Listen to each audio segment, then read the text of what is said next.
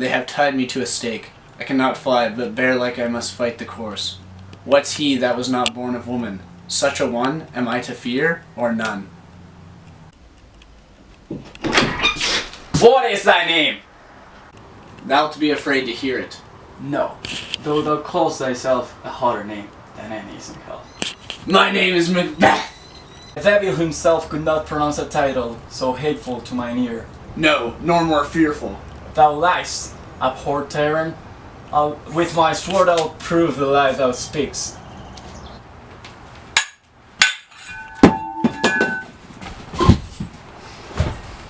Thus was woman born, but swords I smile at, weapons laugh to scorn, banished by a man that was of woman born.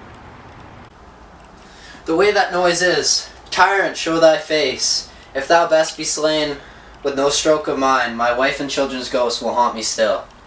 I cannot strike at wretched kerns, whose arms are hired to bear their staves. Either thou, Macbeth, or else my sword, with an unbattered edge, I sheathe again, undeeded. There thou shouldest be. By this great clatter, one of the greatest note, seems brooded, let me find him, fortune, and more I beg not.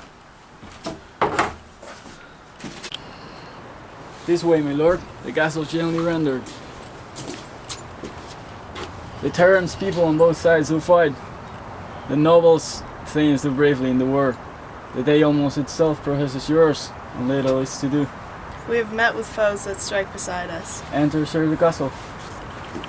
Why should I die the Roman fool, upon mine own sword? While I see lives, the gashes, do better upon them. Thou lowest labor as easy mayest thou in enchanted air. With thy keen sword impress as make me bleed. Let fall thy blade on vulnerable chests. I bear a charmed life, which must not yield thee to one of woman born. Spare thy charm, and let the angel whom thou hast served tell thee Macduff was untimely ripped from his mother's womb. Accursed be that tongue that tells me so, for it hath cowed my better part of man, and be these juggling friends no more believed, that palter with us in a double sense, that keep the word of promise to our ear, and break it to our hope. I'll not fight with thee. Then yield thee, coward, and live to be the show, and gaze o' the time. We'll have thee as our rarest monsters are. Painted upon a pole, and under writ, he have may seen the tyrant. I will not yield to kiss the ground before young Malcolm's feet, and to be baited with the rabble's curse. Though Birnam wood be come to Dunsinane, and thou opposed, being of no woman born, yet I will try the last. Before my body I throw my warlike shield. Lay on, Macduff, and damned be him that first cries, hold enough!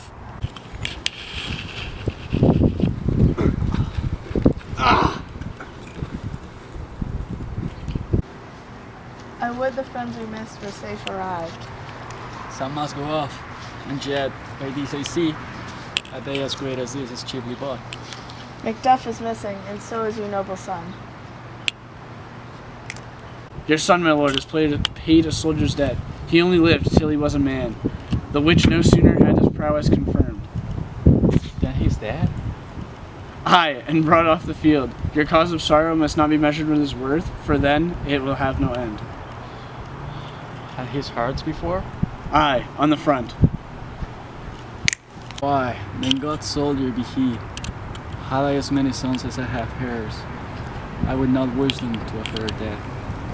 And so his kneels null. He's worth more sorrow, and that I'll spend for him. He's worth no more. They say he parted well and paid the score. And so, God be with him. Here comes newer comfort. I see thee compassed with thy kingdom's pearl, that makes my salutation in their minds, whose voices I desire, aloud with mine. Hail, King of Scotland!